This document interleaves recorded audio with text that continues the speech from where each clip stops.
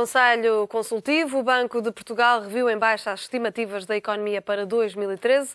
No boletim de inverno, a instituição liderada por Carlos Costa prevê uma queda do Produto Interno Bruto de 1,9%, motivada por uma redução das exportações, uma previsão que contrasta com a descida de 1% apontada pelo Governo.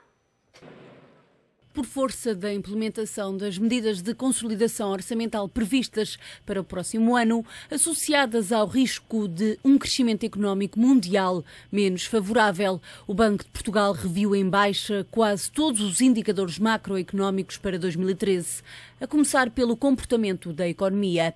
Deve a recessão ser mais profunda, com o PIB a recuar perto de 2%, acima do valor estimado no boletim de outono. No que toca a 2012, confirma o Banco de Portugal um recuo de 3%. Em 2014, espera a equipa de Carlos Costa um crescimento da economia de 1,3%, mas avisa-se no documento que esta projeção otimista prevê que não sejam adotadas mais medidas de austeridade. Por força das dúvidas em torno da retoma da economia mundial, os valores das exportações foram revistos em forte baixa, quer em 2012 e em 2013. O recuo no último ano foi de 2 pontos percentuais em relação às projeções de outono. No próximo deve ser de 3. No que toca às importações, continua a tendência de redução das compras ao exterior, o que coloca a balança corrente em valores neutros no ano que agora termina.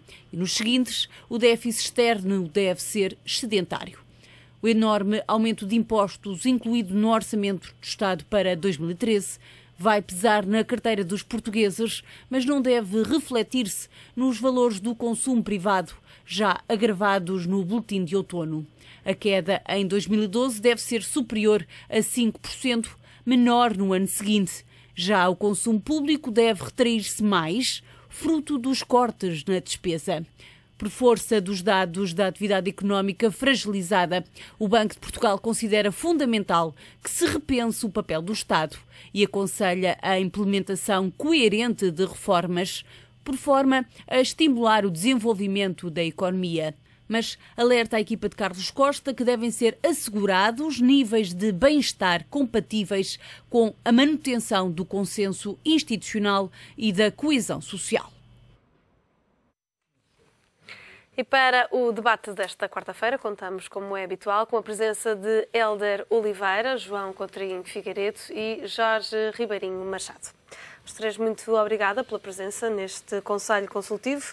Hélder Oliveira, começo por si. Como é que vê esta reflexão do Banco de Portugal, que nos dá conta de uma quebra do PIB de 1,9%, por contraste com os 1% do Governo? Infelizmente não é surpresa para nós. Estávamos um pouco à espera que essa situação se viesse a verificar. Naturalmente que o Governo tem as suas previsões, tende a ser mais otimista do que os outros agentes.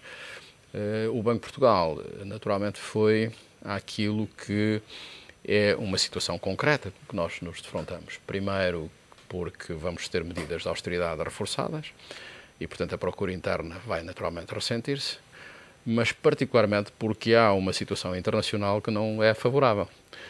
Uma das razões porque a nossa atividade económica, apesar de tudo, não caiu tanto quanto nós estávamos à espera foi porque as exportações se portaram bastante bem.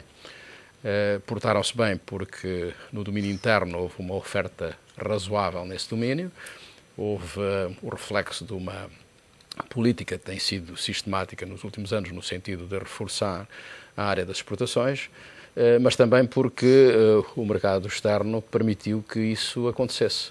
Neste momento a recessão está instalada na Europa, a surpresa, se é surpresa, é um pouco da Alemanha, né? Que nos últimos meses teve porventura uma quebra do Produto Interno Bruto. E, portanto, os nossos mercados tradicionais, que estão fundamentalmente situados na Europa, nós concentramos excessivamente as nossas exportações no mercado europeu, esses mercados estão em crise e, portanto, nós vamos ter esse problema adicional e que se reflete no nosso crescimento interno. Não é uma surpresa, é uma situação concreta que eu julgo que tem que ser resolvida fundamentalmente através da evolução que pode ou não verificar-se na área externa. Vamos ver se os líderes europeus vão fazer algo no sentido de relançar a atividade económica na Europa. João Coutinho Figueiredo, os dados das exportações não são tão positivos como se esperava, mas ainda assim são positivos. Vejo, por contraste, dados mais pessimistas no que diz respeito ao investimento e também ao consumo privado, que caem muito significativamente. É assim, embora se lendo o boletim é um boletim trimestral, portanto ele deve ser comparado com o boletim trimestral imediatamente anterior. E a diferença de perspectiva do Banco de Portugal neste relatório é de que a economia em 2013 contrairá 1,9%, quando em outubro projetavam uma contração de 1,6%. E se formos a ver os motivos pelos quais há uma alteração de perspectiva para o crescimento global da economia, neste caso para o decrescimento global da economia, encontramos a explicação principal no arrefecimento das exportações, que o Helder Oliveira aqui já muito bem explicou, mas encontramos alguns fatores ligeiramente positivos no nível de investimento, por exemplo, em que o Banco de Portugal, em outubro, previa uma queda de 10% no investimento privado e que agora apenas prevê uma queda de 8,5%. Apenas, aqui, enfim, não estou a tentar ser irónico, estou a olhar para os números tal qual eles são. E isso produz um agravamento de 0,3 no crescimento do produto para o ano de 2013. Mantém uma perspectiva bastante negativa relativamente ao consumo privado, que é uma coisa que nos deve preocupar, porque obriga, de facto, a assentar todas as possibilidades de recuperação e de crescimento económico na área externa, onde nos vamos confrontar com o ano 2013, que começa com mais incertezas do que nós pensávamos que íamos ter quando falámos nisto aqui a última vez, por altura da greve dos exportadores, portanto já lá vão 2 meses e meio. E nessa altura não se estavam a esperar ter os dados que na Alemanha começaram a surgir e não se estava também a ter dúvidas fundadas sobre o ritmo de crescimento de zonas do mundo que têm estado a puxar para a economia global, como é o caso da Ásia e da América do Sul. E, portanto, Portugal vai estar confrontado com mercados de destino. Desde logo a Europa representa ainda quase 2/3 das nossas exportações, mas depois também os outros poderão estar menos quentes, menos pujantes do que estiveram no passado. Eu pego numa ideia final do Helder Oliveira para dar um bocadinho a conclusão disto. Pode não ser uma má conjuntura do ponto de vista político, porque se as más notícias, os arrefecimentos e as necessidades de fazer alguma coisa chegam também à Alemanha, do ponto de vista político, sensibiliza muito a Alemanha para a necessidade de pôr o crescimento e a criação de emprego no topo da agenda política. E, portanto, desse ponto de vista, não sendo, enfim, uma forma muito agradável de pôr a questão, pelo menos é uma forma de tentar, talvez, chegar mais perto de uma resolução, na medida em que os alemães podem, de uma vez por todas, não ter facilidade em dizer que estão fora deste problema. Jorge Ribeirinho Machado, outra das conclusões deste boletim é de que estão previstos menos 87 mil empregos. Uma notícia que vai no sentido daquilo que já vinha acontecendo no decorrer destes últimos meses, mas que agrava ainda mais a situação. É verdade. É verdade que agrava ou que pode agravar. Ao mesmo tempo, eu penso que vai continuar a haver uma grande imigração de pessoas e, portanto, estes 87 mil, no fundo, é o resultado líquido... Vão diluir-se pela imigração? Numa quantidade significativa, de certeza. Há muita gente que continua a pensar, que neste momento está cá em Portugal e que está a pensar em sair. E, portanto, os números de diminuição de emprego, de facto, são maus, não? Mas não vai ter um impacto social tão significativo quanto poderiam ter, porque aquilo as pessoas com quem falo e aquilo que vou sentindo é que continua a haver muita gente a pensar sair do país. É a altura de se repensar o papel do Estado, diz o Banco de Portugal. Este também foi o conselho dado na passada semana pelo FMI. Como é que se pode repensar aqui o Estado face a estas novas realidades que vêm, no fundo, confirmar aquilo que já tem vindo a acontecer? Repare, eu acho que esse é o debate que neste momento está a acontecer e acho que é muito importante que aconteça. Já agora, eu penso que uma das dos aspectos mais importantes tem a ver com a quantidade de impostos que nós estamos capazes de pagar as pessoas, as empresas. Normalmente ouço falar do disponíveis para pagar, quanto é que nós estamos disponíveis para pagar. Neste momento não é a palavra disponíveis, não interessa, é quanto é que nós estamos capazes de pagar, porque nós neste momento estamos a pagar muito, mesmo muito. E portanto, não há hipótese de não repensar o que é que nós queremos do Estado. Acho muito interessante que se esteja a fazer estes debates, tenho pena que não tenham sido feitos antes, porque já se sabia que este corte de 4 mil milhões ia ter ser apresentado em fevereiro. As coisas estão todas a correr umas em cima das outras. Penso que é possível e necessário pensar isso, mas acho que é importante que este debate esteja a acontecer. Hélder Oliveira, o Jorge Ribeirinho Machado falava de que não é possível pensarmos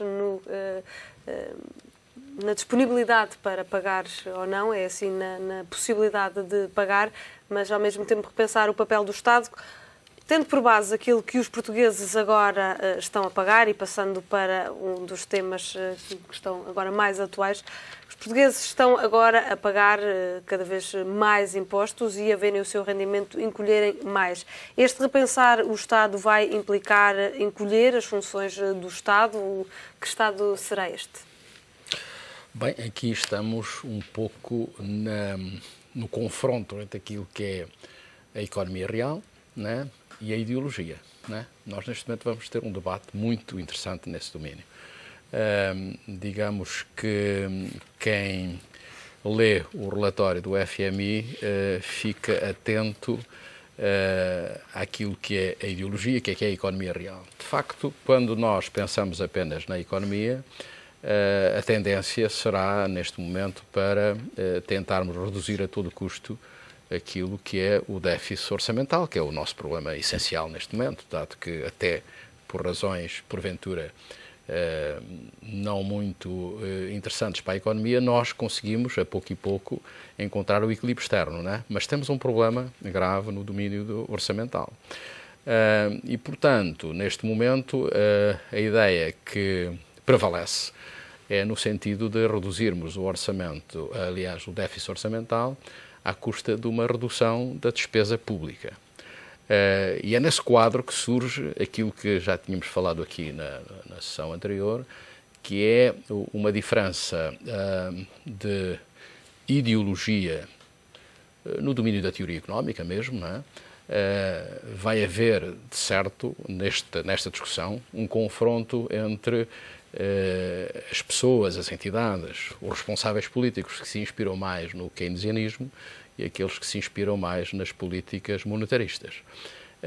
Ainda ontem vimos mais uma observação do Presidente da República que reforçou a ideia de que temos que ter nesse domínio alguma ponderação na forma como estamos a realizar os cortes na despesa pública.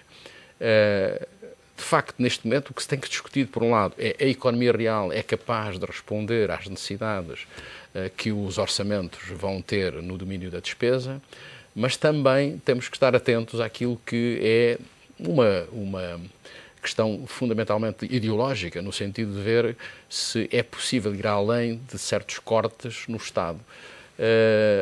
É uma discussão extremamente interessante e curiosa. Naturalmente que entendo que em determinadas circunstâncias se foi demasiado longe no corte das despesas, ou no corte, ou nas despesas, ou no... Aliás, aí não terá sido, fundamentalmente terá sido no domínio dos impostos, em que certos setores da economia estão a sofrer demasiado. E são setores que contribuem, por um lado, para a exportação e, por outro lado, para a criação de emprego. Estamos aqui num confronto muito curioso e eu julgo que os próximos meses vão ser extremamente interessantes nesse domínio. Quais são as decisões que vamos tomar, sendo certo que neste momento o que se pretende cada vez mais é retirar o Estado da economia e isso, enfim, tem que ser feito com grande ponderação. João Coutinho Figueiredo, desde ontem os portugueses estão a fazer mais contas face àquilo que vão poder ter como disponível para o seu rendimento mensal. Perante esta situação, acredita que pode haver mais pressão por parte dos portugueses para este repensar do Estado? Eles também vão querer ter aqui um papel a dizer sobre que Estado é que querem ter? Catarina, não sei se posso ainda dizer aqui uma coisa relativamente ao disse o Helder Oliveira, porque eu percebendo, aliás, não é a primeira vez que o Helder fala neste confronto entre keynesianos e monetaristas, e percebo a ideia, mas não estou de acordo, porque acho que o espaço para a ideologia é muitíssimo estreito hoje em dia. Aliás, eu acho que o único espaço para a ideologia que há é escolher entre as medidas de redução da despesa pública, porque, se formos a ver bem, o relatório do FMI faz um conjunto de, não chegam a ser sugestões nem recomendações, aliás, o título do relatório é opções, lista coisas, e se somássemos aquelas medidas todas, elas cediam em muito os 4 mil milhões que são como objetivo. Portanto, o papel da ideologia está limitado à escolha de, dentro destas opções, quais são aquelas que, somando aquilo que nós pensamos ser necessário, vamos querer tomar.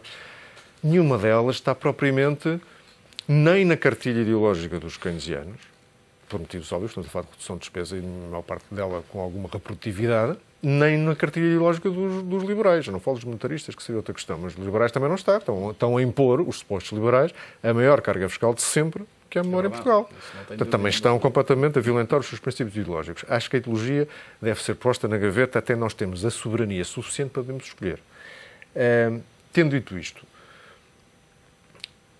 a questão da pressão pública para a reforma do Estado e para a adoção eventual de algumas destas medidas do FMI ou outras, a OCDE ontem também listou algumas, nem todas são coincidentes com as do FMI, e penso que da sociedade civil poderão vir outras ideias que também não tenham necessariamente a ver só com o que vem no relatório do FMI. Aliás, eu refiro, também já o fiz no artigo de segunda-feira no Diário Económico, e quero que isto fique claro.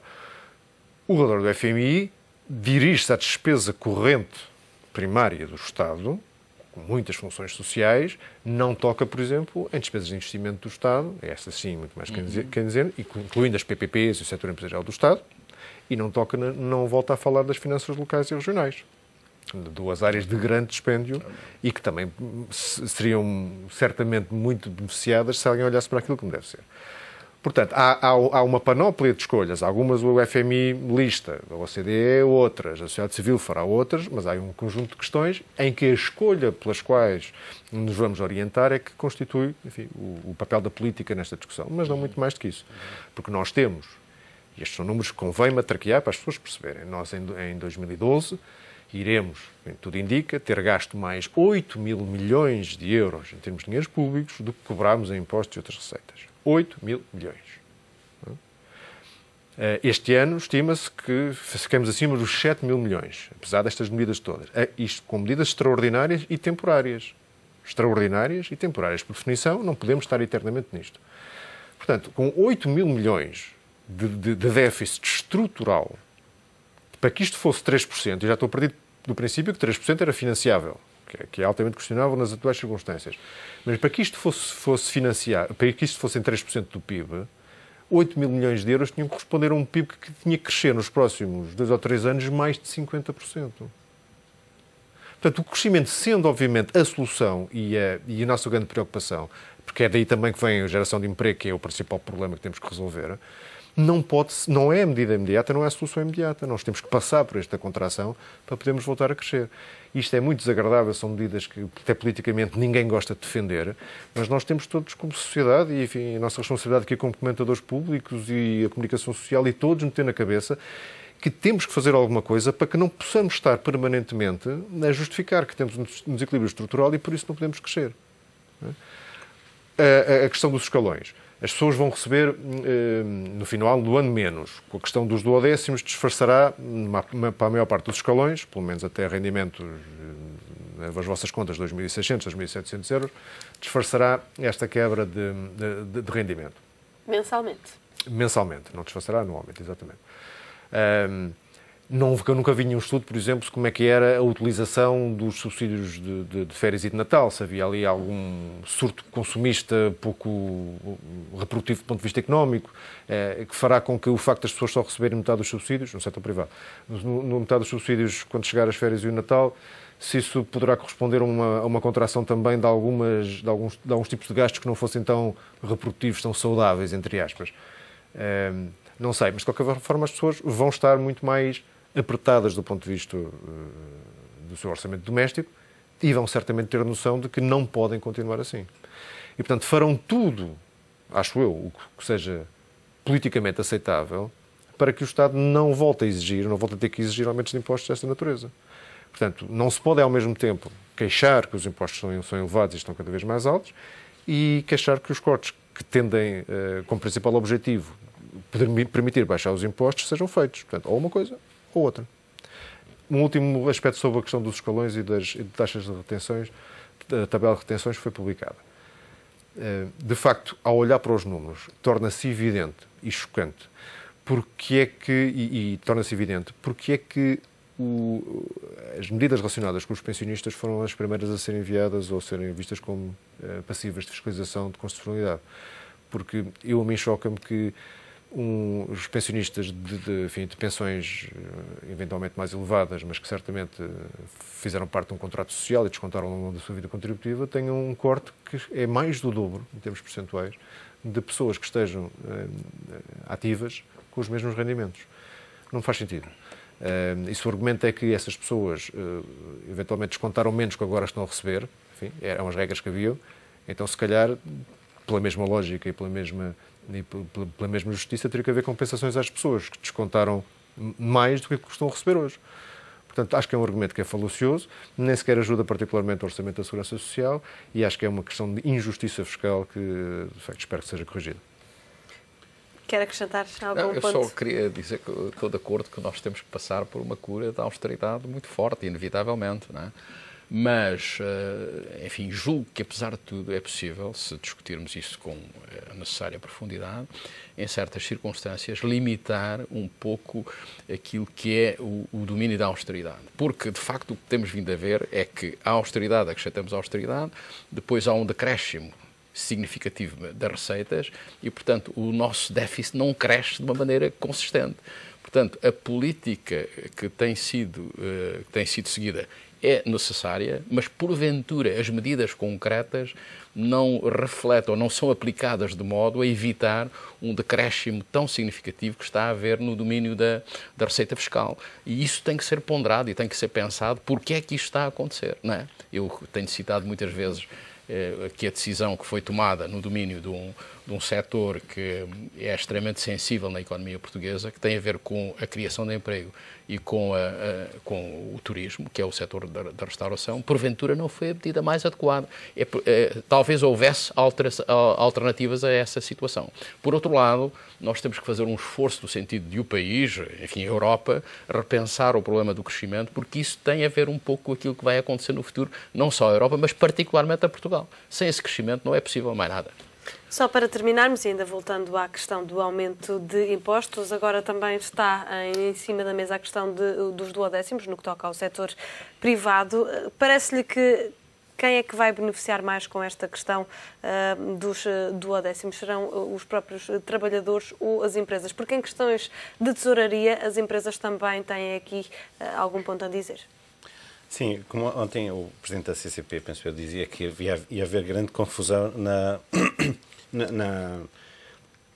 nas folhas de salários, porque nos primeiros meses não se percebia bem como é que ia acontecer e, portanto, de facto, provavelmente vai haver alguns erros nos primeiros meses. Depois, a partir de quando as pessoas já tiverem, quando as empresas já tiverem as contas feitas para toda a gente, isso desaparece.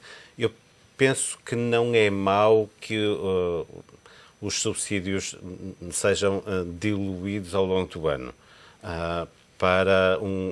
do ponto de vista das empresas, para que a tesouraria seja mais fácil. Normalmente acontece assim, exceto em negócios que são muito sazonais. Quando são muito sazonais, pronto, já têm trabalhado de outra forma.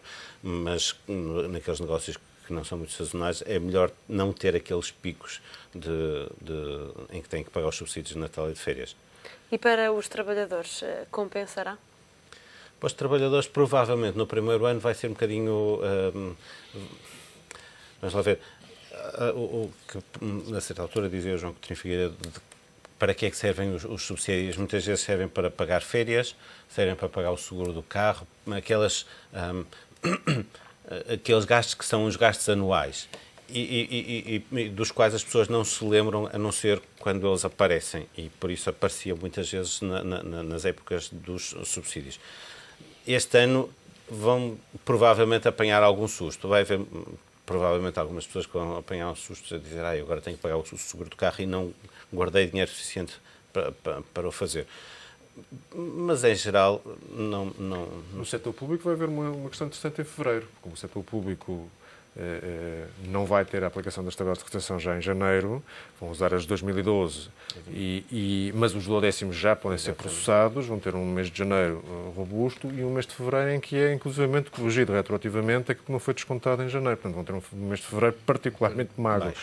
Portanto, contrariamente ao que às vezes dizemos aqui que os duodécimos vão disfarçar, no caso do setor público, pode ser que em fevereiro não só não disfarça, como até pior por causa desta descoordenação. Portanto, é um aspecto interessante. E outra coisa que me esqueci de dizer há bocado, que é positiva, portanto não posso esquecer de dizer porque é positiva, é que no relatório do Banco de Portugal fala-se, isto é a propósito da eficácia das medidas e disto, dos efeitos que produzem ou não produzem. Nós estamos em águas não mapeadas, não é? Ninguém sabe muito bem. O próprio FMI, que sugeriu aquilo que nós sabemos na semana passada, não sabia e continua a rever os impactos recessivos dos cortes de despesa, não é? Portanto, não sabemos muito bem. Mas um dos efeitos que já produziu, foi que o Banco de Portugal confirma que vamos ter um excedente externo no ano de 2012 superior a 3% do PIB. São, provavelmente, mesmo com o PIB contraído, 5 mil milhões de euros. Entre a balança de transações correntes e a balança de capitais, não sei qual é a distribuição entre as duas, esse detalhe não foi dado, 5 mil milhões de euros é dinheiro. É dinheiro e substitui financiamento externo, portanto, corresponde a uma certa desalavancagem da economia que também está pressuposto no processo de ajustamento. E é uma coisa positiva e acho que deve ser sublinhada e que vai continuar ao longo de 2013. Não sei se querem acrescentar mais algum ponto, Jorge Ribeirinho Machado, mesmo para terminarmos. Sim, há um ponto que me parece que é importante no relatório do Banco de Portugal, que é a mudança estrutural do peso das exportações no PIB. Que há 3, 4 anos, 2008, 2009, era à volta de 30%, e que eles, no relatório, prevêem que passa a 42% em 2014. E eu penso que isso é importante, é uma mudança claramente estrutural da nossa economia e que é positiva, além disso. Fica então aqui o debate desta quarta-feira. Agradeço aos três a presença neste Conselho Consultivo. O Conselho Consultivo fica por aqui. Já sabe, amanhã voltamos com mais um tema para analisar. Até lá.